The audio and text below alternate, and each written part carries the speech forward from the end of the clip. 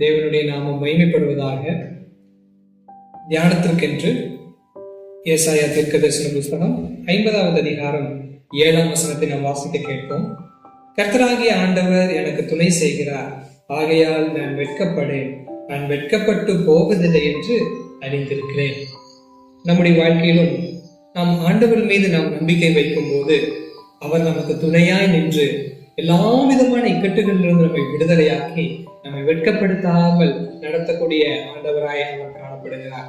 இஸ்ரவேல் தன்னுடைய வாழ்க்கையில நாம் பார்க்கும்போது எகிப்தின் அடிமைத்தனத்திலிருந்து அவர்கள் கானானை நோக்கி செல்லும் போது முன்னே செங்கடலும் பின்னே எதிரிகளாகிய பார்வோனுடைய சேனையும் அவர்களை பின்தொடர்ந்து வருகிறதை நம்மால் பார்க்க முடியும். இப்படி இக்கட்டதான சூழ்நிலையிலும் மோசேயும் ஜனங்களும் தேவனை நம்பி இருந்தார்கள். தேவன் மீது அவர்கள் நம்பிக்கை வைத்ததினால்தான் தேவன் அவர்களுக்கு துணையாய் நின்று பெரிய ஒரு அற்புதத்தை செய்கிறார். இதை எகிப்தியர்கள் கூட சாட்சியாக சொல்லுகிறார்கள். யாத்திரையாகமத்தின் புஸ்தகம் 14ஆம் அதிகாரம் 25வது வசனத்தில் நாம் இவ்வண்ணமாய் வாசிக்கிறோம். அப்பொழுது எகிப்தியர் இஸ்ரவேலை விட்டு ஓடி போகவும் கர்த்தர் அவர்களுக்கு துணை நின்று எகிப்திற்கு விரோதமாய் யுத்தம் பண்ணுகிறார் என்றார்கள். நாம் தேவனை முழுமையாய் நம்பும் போதுதான் அவர் நமக்கு துணை நின்று எல்லா இக்கட்டுகளிலிருந்து நம்மை விடுதலையாக்க ஆண்டவர் போதுமானவராய் இருக்கிறார். சங்கீதக்காரன் கூட 28ஆம் சங்கீதம் அதனுடைய 7வது வசனத்தில் நாம் இவ்வண்ணமாய் வாசிக்கிறோம்.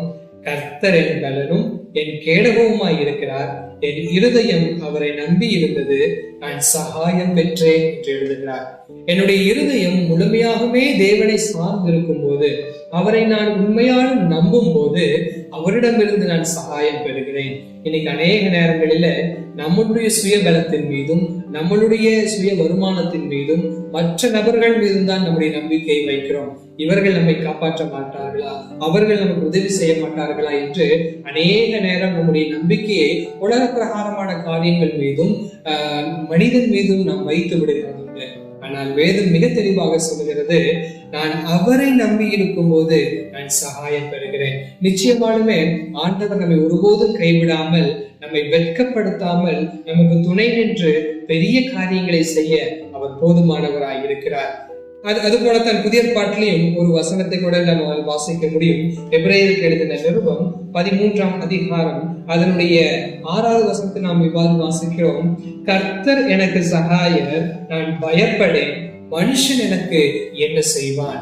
அந்த சராசரங்களில் படைத்த ஆண்டவர், சர்வ வல்லமை வாய்ந்தவர், ராஜாதி ராஜா, கர்த்தாதி கர்த்தர் எனக்கு துணையாய் நிற்கும் போது, அவர் எனக்கு உதவ தயாராய் இருக்கும் போது நான் எதை குறித்தும் பயப்பட வேண்டிய அவசியமே கிடையாது.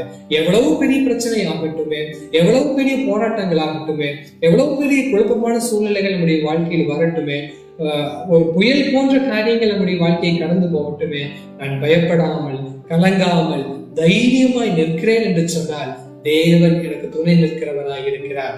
ஆகையினால நாம் புரிந்து கொள்ள வேண்டியதான ஒரு விஷயம், யாருக்கு இந்த தேவன் சகாயர், யாருக்கு துணை நின்று யாரை அவர் வெட்கப்படுத்தாமல் நடத்துவார் என்று நாம் பார்க்கும்போது, 2000 ஆண்டுகளுக்கு முன்பாக இந்த மண்ணுலகில் அவர் கடந்து வந்து உங்களுடைய என்னுடைய பாவங்களுக்காக கல்வாரி சிலுவையில் அவர் மரித்து அடக்கம் பண்ணப்பட்டு 3ஆம் நாள் உயிரோடு எழுந்து இன்றைக்கும் பிதாவின் இடத்தில் அவர் பரிந்து பேசிக் கொண்டிருக்கிற நல்ல ஆண்டவராய் அவர் காணப்படுகிறார். இந்த ஜீவனுள்ள தேவனை யாரெல்லாம் விசுவாசித்து ஏற்றுக்கொள்கிறார்களோ, யாரெல்லாம் அவர் மீது நம்பிக்கை வைக்கிறார்களோ, அவர்களுக்கு இந்த நல்ல ஆண்டவர் துணை நின்று அவர்களை பாதுகாத்து அவர்களை வெட்கப்படுத்தாத தேவனாய் காணப்படுகிறார். ஆகையினால உங்களுடைய வாழ்க்கையில நாம் கடந்து போகக்கூடிய சூழ்நிலைகள் என்னவாய் வேண்டுமானாலும் காணப்படலாம்.